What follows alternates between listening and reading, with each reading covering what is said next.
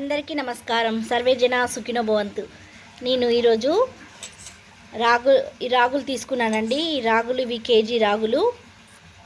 KG రాగులకు నేను చూడండి ఇన్ని రకాలు సోయా, తర్వాత సజ్జలు, కొర్రలు, సామలు, అరికెలు ఇవన్నీ రకాలు 9 రకాలు తీసుకొని మనము రాగులలో కలిపేసుకొని చక్కగా కడిగి ఇవి ఆరబెట్టుకోవాలండి.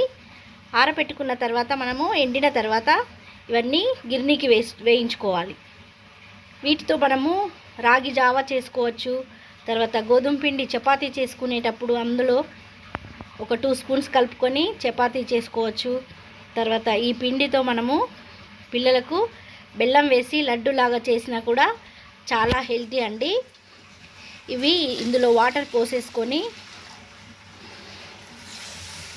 శుభ్రంగా కడిగేసి ఇవి ఎండపెట్టుకోవాలండి. ఎండపెట్టుకొని మనము గిర్నీకి పట్టించుకోవాలి.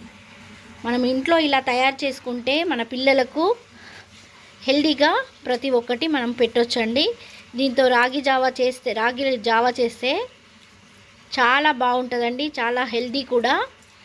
మీరు చూడండి అన్నీ కలిపి మంచిగా కడిగి ఇలా ఒక 2 రోజులు ఎండలో ఆరబెట్టుకొని మనం గిన్నె పట్టించుకోవాలండి.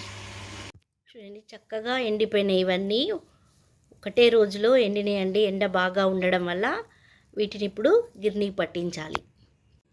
చూడండి పిండి పట్టించాను.